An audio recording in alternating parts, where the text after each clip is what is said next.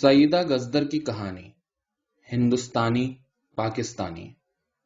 تم پیدل چلنے کی عادی نہیں رہی، احمد نے نجمہ کی باہ تھام کر اسے اپنے بائیں جانب کرتے ہوئے کہا۔ وہ واقعی آج کل پیدل بہت کم چلتی تھی۔ طویل عرصے کے بعد لندن آئی تو میلوں چلنے اور بھاگ کر بسوں اور زمین دوز ریل گاڑیوں میں چڑھتے ہوئے اس کے پیروں میں چھالے پڑ گئے تھے۔ مسکرا کر اس نے اپنے کوٹ کا کالر اوپر کر لیا اور جھک کر ایک اسٹور کے بڑے سے شیشے میں نئے فیشن کے کپڑے دیکھنے لگی۔ ایک ماڈل تنگ پائچوں کی شلوار پر لمبی سی قمیص پہنے اسٹائل سے ایک پاؤں ذرا آگے کو بڑھا کے کمر پر ہاتھ رکھے کھڑی تھی۔ کل میری بیٹی ایسا لباس خرید کر لائی ہے، احمد نے کہا۔ بہت پیاری لگتی ہوگی تمہاری بیٹی ان کپڑوں میں، نجمہ نے آگے بڑھتے ہوئے ذرا پھیکے لہجے میں پوچھا۔ ہاں، احمد نے فخر سے جواب دیا۔ تمہیں اپنے بچوں سے بہت محبت ہے؟ سوال بے تکا تھا۔ احمد جھنجلا گیا۔ تم کچھ خریدنے آئی تھی یا سردی میں کھڑے کھڑے باتیں کرنے؟ وہ آگے بڑھ گئے۔ برٹش ہوم سٹور بند ہو رہا تھا۔ نجمہ نے کچھ ضروری اور کچھ غیر ضروری چیزیں خریدی۔ شاپنگ کرنے میں وہ ہمیشہ گڑبڑ کرتی تھی۔ دام چکا کر وہ باہر نکلے تو بارش شروع ہو گئی تھی۔ احمد نے اپنی چھتری کھول لی۔ وہ دونوں اس کے نیچے ہو کر آہستہ آہستہ چلنے لگے۔ بہت بھیڑ تھی۔ لوگ تیزی سے چلتے ہوئے قریب سے گزرتے تو انہیں بار بار دھکا لگتا۔ آکسفورڈ سرکس پر پہنچ کر وہ رک گئے۔ احمد نے گھڑی دیکھی۔ ابھی زیادہ دیر نہیں ہوئی تھی، مگر جمعے کی شام کا ہنگامہ شروع ہو گیا تھا۔ تم تھک گئی ہو؟ نجمہ نے سر ہلایا۔ آؤ تھوڑی دیر آرام کر لیں۔ احمد اسے لے کر ایک بار میں داخل ہو گیا۔ لٹکتے ہوئے لیمپ شیڈز کی مدھم روشنی میں نیچی نیچی کرسیوں پر لوگ بیٹھے تھے، سر جوڑے باتیں کر رہے تھے یا اپنے گلاس سامنے رکھے خاموشی سے موسیقی سن رہے تھے۔ احمد وسکی کے گلاس میں پڑے برف کے ڈلے آہستہ آہستہ ہلاتا رہا، پھر چمچ سے ایک ٹکڑا نکال کر منہ میں رکھ لیا اور بڑی مٹھاس سے بولا، کوئی بات کرو۔ منہ کھولے بغیر نجمہ نے کوہنیاں میز پر ٹکا دی اور سر جھکا لیا۔ اس کے سیاہ گھنگریالے بالوں میں سیدھی مانگ کے دونوں طرف سفید بال بجلی کی طرح لہرائے۔ دونوں ہاتھوں کی انگلیوں کو آپس میں پھنساتے ہوئے اس نے غور سے احمد کی آنکھوں میں جھانکا اور بار کے آدھے ڈھکے شیشوں میں سے سڑک پر اس چھوٹے سے کتے کو دیکھنے لگی جو زنجیر میں بندھا دو لامبی ٹانگوں کے پیچھے چل رہا تھا۔ شیشے میں سے زنجیر تھامنے والا ہاتھ دکھائی نہیں دیتا تھا۔ کیا ہم سب یوں ہی کسی نہ کسی زنجیر سے بندھے زندگی کا سفر طے نہیں کر رہے؟ نجمہ اپنے گلاس کی نم سطح پر انگلیوں سے نشان بناتی رہی، پھر بھنے ہوئے خشک نمکین میووں کی پلیٹ میں سے ایک کاجو اٹھا کر منہ میں ڈال لیا۔ احمد نے دیکھا اس کے سندلی ہاتھوں کی رنگت سنولا گئی تھی۔ بینڈ اب بہت تیز دھن بجا رہا تھا۔ سامنے چھوٹا سا ڈانس فلور ناچنے والوں سے کھچا کھچ بھر گیا تھا۔ سب اپنے اپنے انداز میں رقص کر رہے تھے۔ نجمہ نے کچھ کہنے کے لیے منہ کھولا، پھر خاموش ہو گئی۔ اس شور میں اس کی آواز احمد تک نہیں پہنچ سکتی تھی۔ فائدہ بھی کیا؟ کہنے سننے کا زمانہ کب کا ختم ہوا؟ ان کے کالج کا سالانہ بال تھا۔ وہ دونوں ابھی ابھی امتحانوں سے فارغ ہوئے تھے اور بے فکری کے موڈ میں تھے۔ سیاہ گھنگریالے بالوں کی چھوٹی چھوٹی لٹوں کو جھٹک کر پیچھے کرتی نجمہ کالی ساڑی اور چھوٹی آستین کے بلاؤز میں روانی سے رقص کرتے ہوئے بڑی رومانٹک لگ رہی تھی۔ بہت سے لڑکے اس سے رقص کی فرمائش کرتے۔ مجھے افسوس ہے، احمد نے پہلے سے کہہ رکھا ہے، وہ خوش دلی سے انکار کر دیتی۔ اس زمانے میں ڈسکو ڈانسنگ اور راک اینڈ رول کا رواج نہیں تھا۔ کشادہ ڈانس ہالوں میں لوگ فراخ دلی سے سوشل ڈانس کیا کرتے تھے۔ والٹز کی ایک تیز دھن پر چکر لگاتے لگاتے وہ کچھ پینے کے لیے کونے کے کاؤنٹر پر رک گئے۔ تم نے فیصلہ کر لیا؟ نجمہ نے اسے غور سے دیکھتے ہوئے پوچھا۔ ہاں۔ یہ تم نے اچھا نہیں کیا۔ نجمہ کو ہال میں پھیلا کیف و نشاط ایک دم سے بہت بےہودہ معلوم ہوا۔ علی گڑھ، دہلی، لکھنؤ، کہیں سے بھی تو جواب نہیں آیا۔ اب اتنی اچھی آفر ٹھکرا دوں محض اس لیے کہ کراچی یونیورسٹی میں ملازمت کرنی ہے؟ پھر میں یہاں زیادہ عرصہ نہیں رہ سکتا۔ میرے والدین امیر نہیں ہیں، مجھ پر چھوٹے بھائی بہنوں کی ذمہ داریاں ہیں۔ تم پچھتاؤ گے۔ گھنگریالے بالوں کو دائیں ہاتھ کی ہتھیلی سے تھپ تھپاتے ہوئے وہ شاید ذہن میں ابھرتے طوفان کو روکنے کی کوشش کر رہی تھی۔ سگریٹ راکھ دان میں بجھا کر وہ کھڑا ہو گیا۔ آرکیسٹرا نے تیز تھرکتی ہوئی ہسپانوی دھن چھیڑ دی۔ آؤ۔ وہ نجمہ کا ہاتھ تھامے فلور پر آ گیا۔ آج تم ہندوستانی لوگ بہت موڈ میں ہو، لمبے دبلے مارک نے ان کے قریب آ کر ہنستے ہوئے کہا۔ نہیں بھائی، ہندوستانی پاکستانی، نجمہ نے مسکرا کر احمد کو دیکھا۔ یہ فیصلہ ابھی ابھی فلور پر ہو گیا کیا؟ مارک کی ساتھی ویلیری نے گردن گھمائی۔ احمد کھسیا گیا۔ شدت سے اس کا جی چاہا کہ نجمہ کو دھکا دے کر اپنے سے جدا کر دے اور ہال سے باہر نکل جائے۔ دوسرے لمحے ایسی نیچ حرکت کا خیال کر کے وہ کانوں تک سرخ ہو گیا اور ملامت بھرے پیار سے نجمہ کو دیکھنے لگا۔ پاکستان میں کافی گڑبڑ ہے، میں ابھی ریڈیو سن کر آ رہا ہوں۔ کراچی میں طالب علموں کے ایک جلوس پر گولی چلی ہے، مارک نے سنجیدہ لہجے میں اطلاع دی، اور کئی نوجوان مرے ہیں۔ سوری یار، تمہارا موڈ تو خراب نہیں کیا میں نے، مارک نے معذرت کی۔ اب احمد بہت تھک گیا تھا۔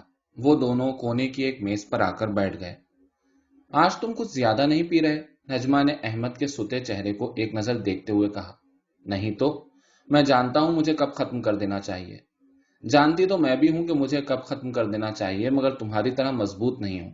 اس مرتبہ نجمہ کوشش کے باوجود اپنی آواز میں آنسوؤں کی آمیزش پر قابو نہ پا سکی۔ اس نے ٹٹول کر اپنے بیگ میں سے سگریٹ نکالی اور 2-3 کش لے کر اٹھتے ہوئے بولی، آؤ باہر چلیں، میں بڑی گھٹن محسوس کر رہی ہوں۔ باہر چلو، یہاں بڑی گھٹن ہے، نجمہ نے چاروں طرف دیکھتے ہوئے کہا۔ گزرے دنوں کی تپش اسے راکھ کیے دے رہی تھی۔ وہ بار سے باہر نکل آئے۔ اب سڑکیں نسبتاً سنسان ہو گئی تھیں۔ سامنے چوراہے کے بیچ میں اونچی سی لاٹ پر نیلسن کا مجسمہ آسمان پر اڑتا ہوا معلوم ہوتا تھا۔ اس قدر اونچائی اور باریکی پر مجسمے کیوں بنائے جاتے ہیں؟ اوپر دیکھنے سے نجمہ کی گردن دکھنے لگی۔ نومبر کی سرد رات میں نجمہ کے ساتھ چلتے ہوئے احمد برسوں پرانی اڑی اڑی سی خوشبو میں کھو گیا۔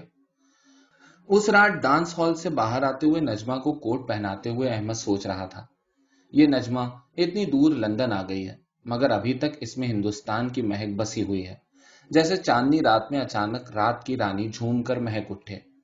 مگر صرف ہندوستان کی مہک کیوں؟ آخر پاکستان کی کیوں نہیں؟ وہ اپنی سوچ پر چڑ گیا۔ میں آدھا آدھا کیوں ہوتا جا رہا ہوں؟ باہر نکل کر اس نے 2-3 گہرے سانس لیے۔ پتجھڑ کا زمانہ کب کا بیت چکا تھا۔ پیڑ ابھی ویران، سونی ڈالیوں پر سے 2 پرندے پھڑپھڑا کر اڑے۔ رات میں چڑیوں کا اڑنا بہت وحشتناک لگتا ہے، نجمہ نے دور ہوتے چڑیوں کے سفید پر دیکھتے ہوئے کہا۔ اور انسانوں کا چلنا؟ میرے ساتھ چلتے ہوئے تو وحشت نہیں ہوتی، احمد نے اسے بے ساختگی سے لپٹا لیا۔ کیا تم نے ہم دونوں کے بارے میں سوچا ہے؟ نجمہ نے ہمت کر کے پوچھا۔ موسیقی کی لے آسمان پر جلتے بجھتے ستاروں کی طرح کبھی تیز اور کبھی مدھم ان تک پہنچ رہی تھی۔ ٹہلتے ٹہلتے وہ کافی دور نکل آئے تھے۔ تم میرے ساتھ کیوں نہیں چلتی؟ پتھریلے راستے پر احمد کے جوتوں کی کھٹ کھٹ میں اس کے الفاظ گھل مل گئے۔ اوہ، وہ ذرا ہٹ کر چلنے لگی۔ تمہیں وہاں بہت اچھی ملازمت مل جائے گی۔ ایک مرتبہ چلنے میں کیا نقصان ہے؟ پسند نہیں آئے گا تو واپس چلی جانا۔ وہ بڑی کوشش سے بول رہا تھا۔ واپس جانا اتنا آسان نہیں ہوگا، اور میں کچھ چھوڑنے کے لیے نہیں اپناتی، نجمہ نے اکتا کر جواب دیا۔ میں اب واپس ہاسٹل جانا چاہتی ہوں۔ وہ سڑک پار کر کے مڑ گئے۔ یاد ہے اس موڑ پر ایک چھوٹا سا تھیٹر تھا؟ نیشنل آرٹ گیلری کے نکڑ کی جانب اشارہ کرتے ہوئے احمد نے نجمہ کو یاد دلایا۔ ہم نے کتنی بہت سی آرٹسٹک فلمیں دیکھی تھی یہاں۔ ہاں، وہ تھیٹر کہاں ہے؟ نجمہ نے یاد کرتے ہوئے پوچھا۔ ہے تو یہیں، مگر اب اس میں سیکس فلمیں چلتی ہیں۔ اوہ، سڑک کی روشنیاں سامنے کوکا کولا کے بڑے سے چونکا دینے والے اشتہار کی جلتی بجھتی روشنیوں کے سامنے بجھ سی گئی تھی۔ ایک لڑکی اپنے ساتھی کے کاندھے پر جھکی چل رہی تھی۔ مرکزی لندن کی سڑک پر بہت سی فضائی کمپنیوں کے دفتر کھل گئے تھے۔ Fly Saudia, fly Japan airways, fly British airways, fly Indian airway, fly PIA، fly Robin, fly up in the sky. کسی بار یا پب کا دروازہ لمحے بھر کو کھلتا تو موسیقی کی آواز آر پار ہو جاتی۔ مجھے 2 ماہ کی مہلت دیجیے، میں پانی کے جہاز سے سفر کر رہا ہوں، احمد نے یونیورسٹی والوں کو لکھا۔ مسافر بردار جہاز سرکیشیا کے وسیع عرصے پر احمد کوہنیاں ٹکائے کھڑا تھا۔ سامنے کراچی کی بندرگاہ تھی۔ آسمان پر سورج نکلنے سے پہلے کی سنہری گلابی پھیل رہی تھی۔ قریب سے ایک لانچ چھینٹیں اڑاتی گزر گئی۔ مچھیرے اپنی چھوٹی چھوٹی کشتیاں لیے کھلے سمندر کا رخ کر رہے تھے۔ کچھ سمندر سے واپس آ رہے تھے۔ ایک ٹک کی چمنی سے نکلتا دھواں فضا کے غبار میں باریک سی سیاہ لکیر بن گیا تھا۔ بڑا سا کرین امریکی امداد سے بھرے ایک جہاز کے اندر منہ ڈالے کھڑا تھا۔ بھٹ شاہ کے جزیرے پر پھیلی ہریالی میں جو پانی پر اگی معلوم ہوتی تھی، چڑیاں شور مچا رہی تھیں۔ सफेद मुर्गाबियों का एक झुंड उड़ता हुआ आया और पानी में गौता लगाकर ऊपर चला गया। अब फैलती रोशनी में शहर के नकूश उभर रहे थे। कराची पोर्ट ट्रस्ट का गुंबद, टॉवर का मटियाला मीनार और कमर हाउस की गुलाबी इमारत सब आहिस्ता आहिस्ता वाज़ह होते जा रहे थे। अहमद को अपने अंदर कुछ टूटता, कुछ मिटता महसूस हुआ। 4 साल कबल बंबई से इंग्लिस्तान जाने के लिए वो जहाज में सवार हो रहा था, तो आसपास किसी चीज को देखने और समझने का उसे ख्याल आया, न वक्त मिला। छोड़ने वालों के हुजूम में जहाज की रवानगी से चंद मिनट पहले तक हंसते हंसाते और रोती हुई बहनों को गले लगाते वो जहाज की सीढ़ियां चढ़ा तो घंटों उन यादों में खोया रहा। हमारे साथ की बहुत सी लड़कियां पाकिस्तान चली गई हैं और जाने की तैयारियां कर रही हैं। इंग्लिस्तान में उसकी बहन का खत आया था और नामों की तवील फहरिस्त उसमें दर्ज थी। उसके लंदन पहुंचने के चंद माह बाद ही पाकिस्तान बन गया था। लड़कियों की उम्रें बढ़ती जा रही हैं और कोई मुनासिब रिश्ता नहीं आता। सब अच्छे लड़के पाकिस्तान चले जाते हैं। वहां इनकी हमउम्र लड़कियां माएं बन गई हैं। अहमद की मां ने बड़ी परेशानी के आलम में उसे खत लिखा था। अस्सलामु अलैकुम भाईजान। भाईजान अस्सलामु अलैकुम। जहाज की सीढ़ियों से उतरते ही मुख्तलिफ उम्रों के रिश्तेदार लड़के लड़कियों ने उसे घेर लिया। वो हक्का बक्का किसी के सर पर हाथ फेरता रहा, किसी को दुआ देता रहा, किसी से गले मिलता रहा। आप हमेशा आदाब करते हैं, सलाम क्यों नहीं करते? अहमद के एक हम पेशा उस्ताद ने, जो तालिब इल्मों और नौजवान असातिज़ा के चाल चलन पर कड़ी नजर रखते थे, पूछा। क्या फर्क पड़ता है? बहुत फर्क पड़ता है। हम मुसलमान हैं, हमें अस्सलामु अलैकुम कहना चाहिए। अपने हम मजहबों पर बरकत की दुआ। आदाब करने वाले क्या दूसरों पर लानत भेजते हैं? हमें तो बचपन से आदाब करना सिखाया गया है। वो और वक्त था, हिंदुओं से मेलजोल की निशानी थी आदाब करना। अहमद भिन्नाया हुआ कमरे से बाहर निकल गया। ऐसी जाहिलाना गुफ्तगू उसके बस से बाहर थी। तालिब इल्मों के गौल इधर उधर टहल रहे थे, क्लासों में जा रहे थे, बाहर निकल रहे थे। वो सुतून से टेक लगाए इस नई नस्ल को देखता रहा। ये कम उम्र लड़के लड़कियां, झुकी गर्दनें, कमजोर जिस्म, सुकड़े सहमे हाथ पांव, इन्हें वर्जिश, खेल कूद, खुली फिजा और खुले माहौल की कितनी सख्त जरूरत है। इनके जहन और जिस्म किसी की भी तो नमू नहीं हो पाई है। इस उम्र में तो जहन और जिस्म के आज़ा इतने खुले हुए और शानदार होने चाहिए कि रूह की बालीदगी आसमान को छू ले। ये बेचारे बदकिस्मत दबे दबे, शायद सीधा चलना और साफ सोचना भी इनका मुकद्दर नहीं। वो बहुत अफसोस से नौजवानों को देखकर सोचता रहा। यहाँ पाकिस्तान में काम करने की बहुत जरूरत है। तालीम याफ्ता और रोशन ख्याल उस्ताद जो तालिब इल्मों की रहनुमाई कर सकें, उनमें लिखने पढ़ने की लगन पैदा कर सकें। ये तालिब इल्म बहुत हिम्मत और हौसला रखते हैं, पढ़ते भी हैं और कमाते भी हैं, पूरे पूरे कुंबों की कफालत भी करते हैं। हम तो अपनी तालीमी जिंदगी के दौरान सोच नहीं सकते थे कि 5 रुपए भी कमाकर घर में खर्च करते। याद है कभी रेडियो प्रोग्राम से कुछ पैसे मिलते तो झट उसकी पार्टी हो जाती थी। ये सब कुछ देखकर सोचता हूँ, मेरे लिए कितना बड़ा चैलेंज है। तुम कराची क्यों नहीं आ जाती? तुम्हें किसी कॉलेज यूनिवर्सिटी में अच्छी से अच्छी मुलाजमत मिल जाएगी। इस मुल्क को तुम्हारी और मेरी और हमारी तरह के बेशुमार आला तालीम याफ्ता लोगों की जरूरत है। क्या मेरे पास भी नहीं आना चाहती? अहमद ने नजमा को खत लिखा, जो दिल्ली में अभी तक अपनी पसंद की कोई अच्छी मुलाजमत हासिल करने के लिए सरगर्दा थी। ये बड़ी तल्ख हकीकत है कि मुसलमानों के लिए मुलाजमतों और माली आसाइशों के मौके तंग होते जा रहे हैं, मगर मुझे एतमाद है कि हालात बदलेंगे। मैं इस कदर जल्द इतना बड़ा फैसला नहीं कर सकती। क्या करूं? हुक्मरानों और सियासतदानों वाली चाबुक दस्ती कहां से लाऊं? सीधे साधे इंसानों की तरह मेरी कुछ वाबस्तगियां हैं, बहुत गहरी, पीपल के उस पेड़ की जड़ों की तरह जो अब हमारे घर के नीचे तक फैल गई है। नजमा ने जवाब दिया। अहमद की आखिरी बात का जवाब वो गोल कर गई। खत पढ़कर वो बहुत भिन्नाया। तालिबे इल्म उसके गिरविदा होते जा रहे थे। उसके लेक्चर में क्लास खचाखच भरी रहती। ये यहाँ सच्चाई की तलाश में आए हैं। जो कुछ मेरे पास है, इन्हें सब कुछ देना मेरा फर्ज है। वो बड़ी उमंग से लेक्चर तैयार करता, लाइब्रेरियन को नई नई किताबों की फहरिस्त देता, मामूली झड़पों, तंग नजर कट्टर किस्म के उस्तादों के तंज और हौसला शिकन रवैयों की वो कतई परवाह नहीं करता था। मगर मुश्किलें दिन ब दिन बढ़ती जा रही थी। जिस किताब को हवाले के लिए इस्तेमाल करना चाहता, नायाब होती। बार बार के तकाजों पर लाइब्रेरियन जवाब देता, फंड नहीं है, नई किताबें नहीं मंगवाई जा सकती। आप चीफ अकाउंटेंट से बात करें। चीफ अकाउंटेंट ने कहा, वाइस चांसलर ही इस सिलसिले में कुछ कर सकते हैं। छोड़ो, क्यों खराब होते हो इन चक्करों में? अहमद के एक साथी ने खुलूस से मशवरा दिया। तुम्हें क्या मिल जाएगा? ये साले भी पढ़कर कौन सा तीर मार लेंगे? ہماری تمہاری طرح انہیں بھی جھک مارنی ہے۔ پہلی بات تو یہ کہ میں جھک نہیں مار رہا، مجھے اپنے کام میں بہت دلچسپی ہے، اور جنہیں تم اتنی غیر سنجیدگی سے لے رہے ہو میرے خیال میں ان کے اندر بے شمار صلاحیتیں ہیں۔ اس نے اپنی فائل درست کرتے ہوئے جواب دیا۔ آپ غیر متعلق باتوں کے بارے میں اتنے پریشان کیوں ہوتے ہیں؟ وائس چانسلر نے کرسی کی پشت پر سر ٹکاتے ہوئے پوچھا۔ احمد حیرت سے ان کا منہ دیکھنے لگا۔ اسے بڑی امید تھی کہ وائس چانسلر بہت خوش ہوں گے، اس کی حوصلہ افزائی کریں گے۔ وہ خود تاریخ کے استاد رہ چکے ہیں، انہیں اندازہ ہوگا کہ یہ مضمون کس قدر ہمہ گیر معلومات چاہتا ہے۔ لیمپ کی روشنی میں وائس چانسلر کی اینک کا سنہری فریم چمک رہا تھا۔ زرد روشنی، زرد قالین، زرد پردے اور زرد بیمار رنگت والے ان بزرگ کے سامنے بیٹھے بیٹھے وہ اپنے آپ کو یرقان زدہ محسوس کرنے لگا۔ میں نے سنا ہے کہ آپ اپنے شاگردوں میں کمیونزم کا پروپیگنڈا کر رہے ہیں۔ وائس چانسلر نے اسے گھورا۔ میں تاریخ کا پروفیسر ہوں، کوئی پبلسٹی فلم نہیں کہ میرے تعلیم دینے کے انداز کو آپ پروپیگنڈا کہیں۔ وہ تلملا کر رہ گیا۔ پچھلے دنوں انقلاب فرانس کی تاریخ پڑھاتے ہوئے کئی مرتبہ آپ نے مارکسسٹ نظریے کا حوالہ دیا۔ یہ یونیورسٹی ہے یا جاسوسی کا محکمہ؟ وہ کرسی سے اٹھ کر کھڑا ہو گیا۔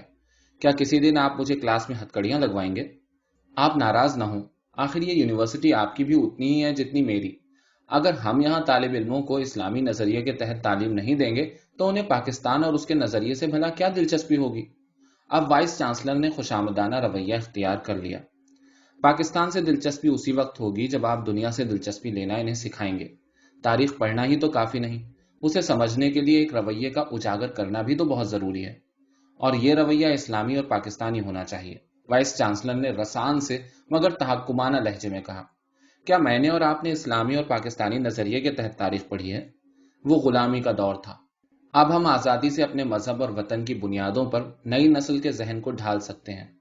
وائس چانسلر نے سختی سے جواب دیا۔ انہیں احمد کی بے باکی گستاخانہ حد تک بڑھتی ہوئی لگی۔ تو ایسا کیجیے، دونوں ہاتھوں کی ہتھیلیوں کو میز پر ٹکا کر وہ آگے جھک گیا۔ ملک کے تمام تعلیمی ادارے بند کروا دیجیے، مسجدوں میں مدرسے کھول دیجیے تاکہ بچے قرآن اور تھوڑی بہت فقہ اور حدیث کے آگے کچھ پڑھ نہ سکیں۔ تعلیمی ادارے بند کرنے کی ضرورت نہیں پڑے گی، انشاءاللہ ان کا ماحول خود ہی مسجدوں جیسا ہو جائے گا۔ وہ زمانہ ضرور آئے گا، وائس چانسلر نے بات ختم کرنے کے انداز میں کہا۔ وہ فی الحال کسی اختلاف کے بجائے یونیورسٹی میں اپنی پوزیشن کو مستحکم کرنا چاہتے تھے۔ احمد نے ان کی میز کے پیچھے شیلف پر سجی انسائکلوپیڈیا بریٹانیکا اور امریکانا کی مجلد قطاروں کو دیکھا۔ سیاہ فریم میں جڑی ان کی آکسفورڈ یونیورسٹی کی ڈاکٹریٹ کی ڈگری پر ایک نظر ڈالی اور اس بڑی سی تصویر کو جس میں وائس چانسلر جھکے ہوئے ملک کے حکمراں field marshal general Ayub Khan کو یونیورسٹی کی اعزازی ڈگری پیش کر رہے تھے، دیکھتے ہوئے بڑی شائستگی سے پوچھا، ایسے کس مدرسے میں آپ نے پڑھا ہے؟ اور آفس سے باہر نکل گیا۔ ایسی کی تیسی، اس نے فائل میز پر پٹک دی۔ الو کے پٹھے، وہ دونوں ہاتھوں میں سر تھام کر بیٹھ گیا۔ جسم کا سارا خون اس کے سر اور چہرے میں جمع ہو گیا تھا۔ تم نے بیت کی لچکیلی ٹہنیاں دیکھی ہیں؟ جس سمت میں جتنا چاہو جھکا لو، جھکتی جاتی ہیں مگر ٹوٹتی نہیں۔ اس ملک میں بھی بس جو جتنا اور جس سمت میں جھکتا جائے خوب پھولتا پھلتا ہے۔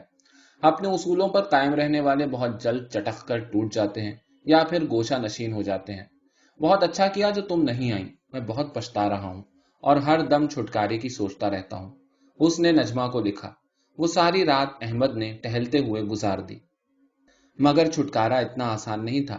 اس کے ماں باپ، بہنوں سمیت سب کچھ چھوڑ چھاڑ کر پاکستان آ گئے تھے۔ لڑکیوں کی شادی کی عمریں نکل رہی تھیں، مالی اور گھریلو مسائل بڑھتے جا رہے تھے، اور پھر سمجھوتوں کا زمانہ شروع ہو گیا۔ ملازمت میں سمجھوتے، دوستیوں اور تعلقات میں سمجھوتے، روحانی اور ذہنی محرومیوں کی دیوار اونچی ہوتی گئی اور اس کے سائے میں سرکتے سرکتے اس کا پورا وجود جھکتا گیا۔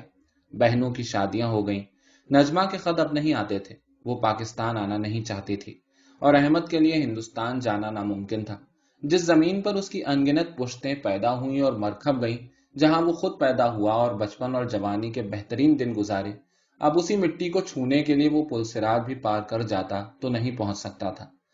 آہستہ آہستہ اس کی ہمت جواب دے گئی اور گھر والوں نے اس کی شادی کر دی۔ بچے ہو گئے، بظاہر سب کچھ ٹھیک ٹھاک تھا۔ وہ اصولوں پر ڈٹے رہنے یا ان کے لیے لڑنے سے کترانے لگا تھا۔ بیوی بچوں کا مستقبل، ماں باپ کا بڑھاپا، خود اس کی اپنی زندگی، یہ سب ذمہ داریاں تھپکیاں بنی جاگتے میں بھی اسے سلایا کرتی، اور اس کے کھولتے ابلتے وجود پر ٹھنڈے پانی کے چھینٹیں بنتی گئیں۔ ملک میں شاندار صحت مند فوجیوں کی جو کلف لگی وردیوں میں ملبوس، سینوں پر تمغے سجائے اہم عہدوں پر بیٹھے تھے، اور خوش پوش نفیس رہن سہن اور گھناؤنی عادتوں والے سرکاری افسروں کی حکومت تھی۔ پورا ملک بیگار کیمپ معلوم ہوتا تھا۔ ایک طبقہ دونوں ہاتھوں سے دولت بٹور رہا تھا۔ دولت کمانے کے نئے نئے بڑے آسان طریقے دریافت ہو رہے تھے۔ یہ کیفیت پورے ماحول میں کچھ یوں رچ بس گئی تھی کہ گھر گھر بس نئی نئی چیزوں، کپڑوں، آسائشوں اور کھانے پینے کے تذکرے عام تھے۔ نئے خیالات، نئی امنگیں، حوصلے، سیاسی سوجھ بوجھ سب موت کے اندھے کنویں میں بند ہو گئی تھی۔ بیزار ہو کر اس نے نوجوانوں اور طالب علموں میں دلچسپی لینی چھوڑ دی۔ سب کچھ اسے فضول اور بے معنی لگتا۔ طالب علموں کا ہر نیا گروہ پچھلے گروہ سے زیادہ بے یقین، ناسمجھ اور مطلبی معلوم ہوتا۔ ماحول کی چھاپ ان پر بھی نمایاں تھی۔ ریڈیو، ٹی وی، اخبار، رسالے، کتابیں دن رات ان کی شخصیتوں میں زہر گھول رہے تھے۔ جھوٹ کا زہر، منافقت اور چالاکیوں کا زہر، گھٹیا پن اور کٹر پن کا زہر۔ ہر کوئی اکھڑا اکھڑا سا تھا، جیسے موقع ملتے ہی سب کچھ چھوڑ چھاڑ کر بھاگ جائے گا۔ تم بھاگ کر کہاں جاؤ گے؟ 1947 میں جمنا کے کنارے ابوالکلام آزاد بڑی بے بسی سے فریاد کر رہے تھے، اپنے پرکھوں کی یہ زمین، ان کی ہڈیاں چھوڑ کر یوں نہ بھاگو۔ بھاگو، بھاگو، بھاگو، یہ بڈھا تمہارا دشمن ہے، تمہاری موت کا خواہاں۔ ہجوم میں سے کوئی چیخا، کب تک بھاگو گے؟ کس کس چیز سے بھاگو گے؟ دور اندیش عالم سر پر ہاتھ رکھے بڑی افسردگی سے پیش گوئی کر رہا تھا۔ اس زمین پر تمہارا اتنا ہی حق ہے جتنا دوسرے مذہب والوں کا۔ نہ جاؤ، تم ہمیشہ کے لیے اکھڑ جاؤ گے۔ تمہاری اقدار، تمہاری روایتیں، تمہاری زبان، تمہارا اخلاق، سب کچھ خاک میں مل جائے گا۔ لڑکے لڑکیوں کا اخلاق اس قدر گر گیا ہے کہ آپ لوگوں کو ان پر کڑی نگاہ رکھنی پڑے گی۔ ایک میجر صاحب کو یونیورسٹی کا اخلاق سدھارنے کا ٹھیکہ دے دیا گیا تھا، اور کڑی نگاہ کس طرح رکھنی چاہیے؟ آپ کسی لڑکے لڑکی کو کہیں اکٹھا دیکھیں تو انہیں منع کر دیں، کلاس میں دور دور بٹھائیں۔ اگر کوئی لڑکا اور لڑکی منع کرنے کے باوجود دوبارہ ساتھ نظر آئیں تو ان پر جرمانہ کر دیں، کم سے کم جرمانہ 50 روپے ہوگا۔ اس طرح یہ لوگ ان حرکتوں سے باز آ جائیں گے۔ کن حرکتوں سے؟ احمد نے لطف لیتے ہوئے پوچھا۔ لاہور، بے غیرتی ہے اور کیا۔ کمال ہے، آپ اتنا بھی نہیں سمجھتے۔ لڑکیاں جلد ڈر جاتی ہیں، ان میں شرم و حیا ہوگی تو لڑکے خود بخود اخلاقی حدود میں رہیں گے۔ اور لڑکیوں میں شرم و حیا کس طرح رہے گی؟ بدنامی کے خوف سے۔ یوں بھی آپ لوگ خیال رکھیں کہ ان کے سروں پر دوپٹے، معاف کیجیے، میں لڑکیوں کی انا نہیں کہ ان کے سروں پر دوپٹے ٹھیک کرواتا پھروں۔ احمد اندر ہی اندر بری طرح کھول رہا تھا۔ ان تالات میں میجر صاحب بوکھلا کر تتلانے لگے۔ انتہائی ضبط اور غصے کے باوجود ہونٹوں کے کناروں پر احمد اپنی مسکراہٹ نہیں دبا سکا۔ میجر نے اسے کھا جانے والی نظروں سے گھورا۔ ان حالات میں مجھے وائس چانسلر سے رجوع کرنا ہوگا۔ ایجنڈے کے بغیر اساتذہ کی میٹنگ بلائی گئی۔ بائیں بازو کے عناصر کی روک تھام یہیں سے شروع کرنی چاہیے۔ صدر جلسہ کہہ رہے تھے، ہاں یہ بہت ضروری ہے تاکہ معاشرے میں ایسے رجحانات پلنے بڑھنے نہ پائیں۔ کسی نے ان کی ہاں میں ہاں ملائی۔ اس قسم کے خیالات رکھنے والے طالب علموں پر نظر رکھنی چاہیے۔ گول مول طریقے سے مطلب بیان کیا جا رہا تھا۔ یہ تعلیمی ادارہ ہے یا تھانہ؟ اور ہم سب کیا ہیں؟ ٹہر لگانے والے بے مصرف اور نکمے چوکیدار، ترکیبوں سے ڈاکے ڈلوا رہے ہیں۔ احمد نے بڑی بیزاری سے سوچا اور تندہی سے ملک کے باہر جانے کی کوشش کرنے لگا۔ پسماندہ ملکوں کے ذہین اور باصلاحیت لوگوں کو اپنے یہاں معمولی ملازمتیں دے کر بے مصرف اور بیکار بنانے کے لیے ترقی یافتہ امیر ملکوں میں بہت سے ادارے ہیں۔ احمد نے ایسے ہی ایک ادارے میں ملازمت کی درخواست بھیج دی۔ کچھ دنوں بعد اسے ادارے کی جانب سے خط ملا کہ اس کی درخواست قبول کر لی گئی ہے۔ اس نے فوراً بیوی بچوں سمیت لندن جانے کی تیاری شروع کر دی۔ یہ تم نے بہت غلط فیصلہ کیا ہے، اس کے ایک دوست نے کہا۔ بہت پہلے میں ایک بڑے فیصلے کی غلطی کا خمیازہ ابھی تک بھگت رہا ہوں۔ اس کے بعد تو یہ سب کچھ بہت غیر اہم معلوم ہوتا ہے۔ کوئی بھی قدم جو ہم اٹھاتے ہیں غیر اہم نہیں ہوتا۔ مجھے تو یہاں دھول اڑتی دکھائی دیتی ہے، احمد نے مایوسی سے کہا۔ کیا ہے یہاں؟ خواری اور مایوسی۔ یہ ملک مجھے کیا دے رہا ہے؟ کیا اسے میری صلاحیتوں کی ضرورت ہے؟ یہاں تو صرف پیسے اور طاقت کے سامنے جھکنے والوں کی گنجائش ہے۔ سچ نہیں بول سکتا کہ غدار کہلاؤں گا۔ اپنی محنت، ذہانت اور ایمانداری کے بل پر باعزت اور بامقصد زندگی نہیں گزار سکتا۔ پھر آخر کیوں میں یہاں رہوں؟ احمد نے جھنجھلا کر بات ختم کرنے کے انداز میں کہا۔ اس کا خیال تھا کہ باہر رہ کر شاید کچھ کام اپنی مرضی کا کر سکے گا، مگر ایسا نہیں ہو سکتا تھا۔ پروگراموں کی ترتیب، ترجمے، پیشکش اور ایڈیٹنگ، ان کاموں میں وہ اپنی صلاحیتیں کبھی بھی اجاگر نہیں کر سکتا تھا۔ بظاہر آزاد فکر کی تبلیغ کرنے والے یہ ادارے اندر سے بڑے کٹر اور رجت پسند ہیں، اور اپنے یہاں کام کرنے والوں کی آزادانہ روش ایک حد تک ہی برداشت کر سکتے ہیں، خصوصاً غیر ملکیوں کی۔ اتنا عرصہ بیت جانے پر بھی وہ اپنے ہموطن نوجوان اور متجسس لوگوں سے ملتا تو اس کے اندر کا استاد تڑپ کر جاگ اٹھتا، انہیں کچھ دینے، ان کے علم میں اضافہ کرنے کی خواہش ابھر آتی۔ آپ نے نہرو کی کتاب ہندوستان کی تلاش پڑھی ہے؟ وہ ایک ایسے ہی مہمان سے اپنی بے حد کلچرڈ آواز میں پوچھ رہا تھا۔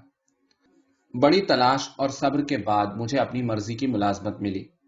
نجمہ سڑک کے کنارے لکڑی کی ایک بینچ پر بیٹھ گئی۔ چلتے چلتے وہ پکارڈلی سرکس سے بہت دور آ گئے تھے۔ سامنے بگ بین کے گھنٹے کی سوئی آہستہ آہستہ آگے بڑھ رہی تھی۔ مایوسی اور طویل انتظار کے بعد، سب کچھ چھوڑ دوں، چلی جاؤں یہاں سے۔ شدید روحانی، جذباتی اور ذہنی اذیت کے دنوں میں وہ ٹہلتی ہوئی سوچا کرتی، مگر تذبذب اور غیر یقینی کا یہ دور مختصر ثابت ہوا۔ خصوصاً 2 جنگوں کے بعد سے تو اسے اپنے فیصلے کی سچائی پر بے پناہ اعتماد ہو گیا تھا۔ جو ہوا سو ہوا۔ وہ سگریٹ پھینک کر ایک نئی توانائی سے کام میں جٹ جاتی۔ بہت کام کرنا ہے، وہ اپنے طالب علموں سے کہتی۔ اپنی اس پروفیسر کی جواں ہمتی دیکھ کر ان کی بڑی ڈھارس بنتی۔ اسے اپنے شاگردوں میں بڑا یقین نظر آتا۔ یہ اعتماد طویل جمہوریت اور بے باک ماحول کا ورثہ تھا۔ وہ ملک کی سیاست اور دوسرے مسائل میں حصہ لے رہے تھے۔ ہندو اور مسلمان لڑکے لڑکیاں بغیر کسی پچھتاوے اور شرمندگی کے آپس میں شادیاں کر رہے تھے، گھر بسا رہے تھے۔ گڑبڑ بھی تھی، کھینچا تانی بھی، بورژوا سوسائٹی کی لعنتیں اور ناانصافیاں، مگر بیگانگی اور بے دلی کا احساس نہیں تھا۔ آؤ گھر چلیں، احمد نے گھڑی دیکھتے ہوئے کہا۔ وہ بس اسٹینڈ کی طرف چل پڑے۔ نجمہ احمد کے گھر سے کچھ فاصلے پر اپنی بہن کے یہاں ٹھہری ہوئی تھی۔ میں نے سنا ہے پاکستان میں لوگ کئی کئی گھر بناتے ہیں، ڈھیروں زمینیں خریدتے ہیں، وہاں یہ بڑا کاروبار ہے۔ تم نے کیا کیا؟ نجمہ نے پوچھا۔ میں نے یہ سب کیا ہوتا تو یہاں نہ آتا۔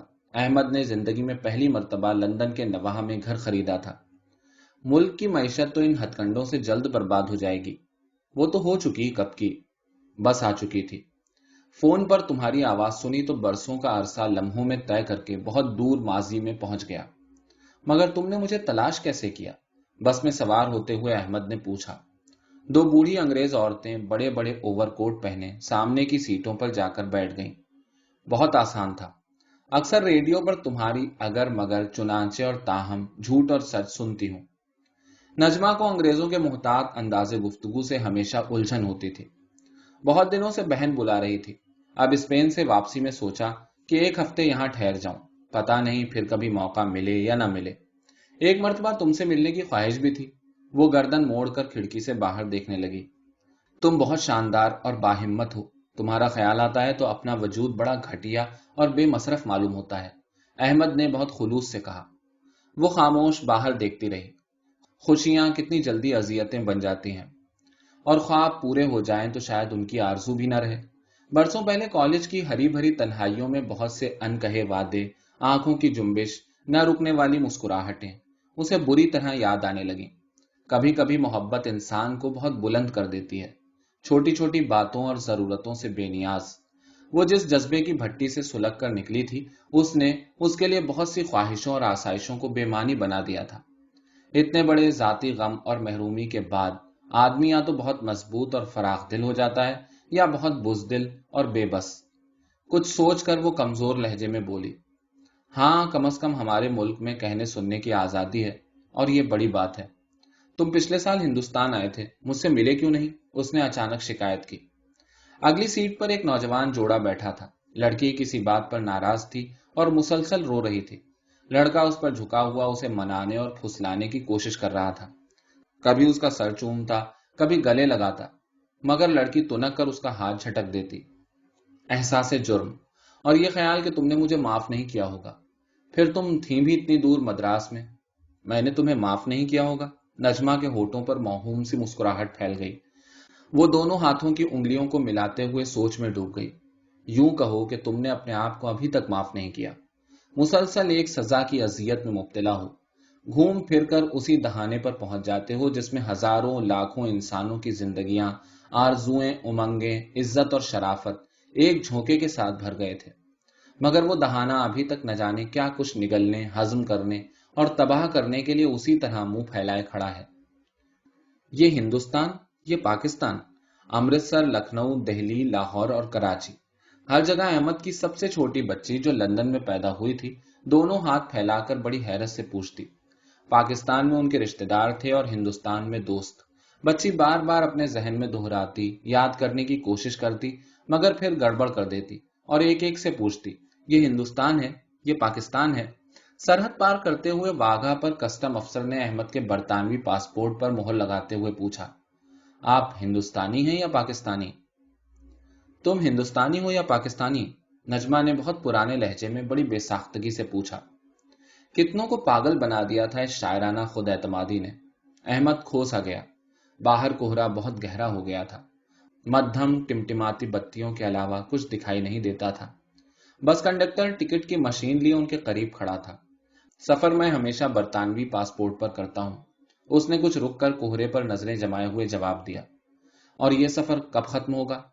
Ticket please. انگریز بس کنڈکٹر اسے بیزاری اور غصے سے دیکھ رہا تھا۔